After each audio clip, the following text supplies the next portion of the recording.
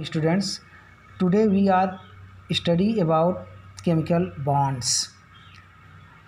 There are two types of chemical bonds. First is the ionic bond or electrovalent. Second is covalent bond. Ionic bond और electrovalent bond को आयनिक बंध अथवा electronic बंध कहते हैं। Covalent bond को सहसंयोजक बंध कहते हैं। अब ionic bonds the chemical bonds formed by transfer of electrons from one atom to another atom is known as ionic bond, यानी the chemical bond formed by transfer, ऐसा रासायनिक बंध जो इलेक्ट्रॉनों के स्थानांतर एक एटम से दूसरे एटम पर स्थानांतरण के द्वारा बनता है।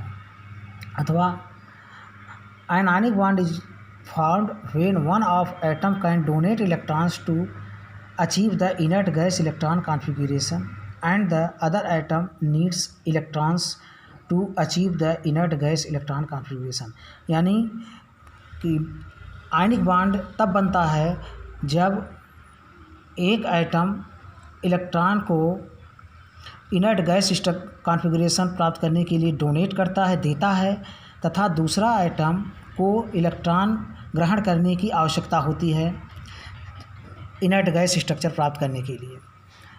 When a metal reacts with a non metal, जब कोई मेटल किसी नॉन मेटल के साथ यानी एक अधातु के साथ अपक्रिया करती है तो transfer of electrons takes place from metal atom to the non metal atoms, तो इलेक्ट्रॉनों का स्थानांतरण धातु से अधातु की तरफ होता है and an ionic bond is formed, और एक आयनिक बंध बन जाता है।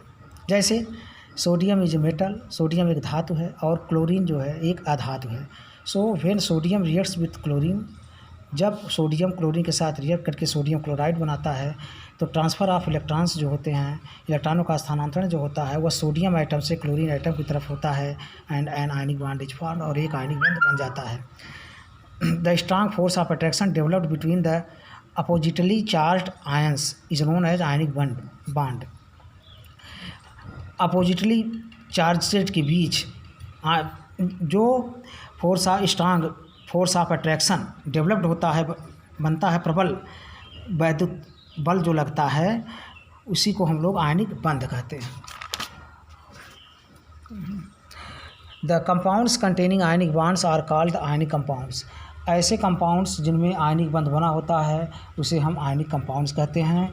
कुछ ऐसे कंपाउंड्स हैं जिनको हम लोग आयनिक बंध के द्वारा समझाएंगे, जैसे फॉर्मेशन ऑफ आयनिक बॉन्ड में फॉर्मेशन ऑफ सोडियम क्लोराइड, जैसे सोडियम क्लोराइड कैसे बनता है, इसमें हमने सोडियम और क्लोरीन लिया। सोडियम का एटॉमिक नंबर 11 होता है जिसको हम इलेक्ट्रॉनिक कॉन्फ़िगरेशन के रूप में 2, 8 और 1 लिखेंगे। क्लोरीन का 17 होता है तो इसको लिखेंगे 2, 8 और 7।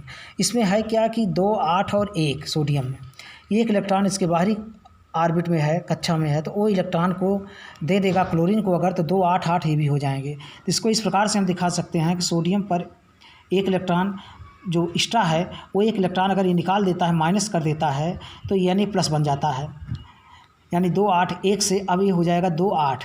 इसी तरह से क्लोरीन जो है उस पर 2, 8, 7 इलेक्ट्रॉन्स हैं, यानी 7 इलेक्ट्रॉन्स के बाहरी कक्षा में हैं।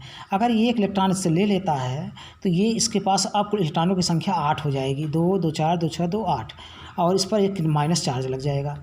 तो 2, 8, 7 से अब ये 2, 8, 8 हो गया। ये भी इनर्ट गैस स्ट्रक्चर को प्राप्त कर लिया, ये भी इनर्ट गैस को स्ट्रक्चर को सोडियम भी प्राप्त कर लिया।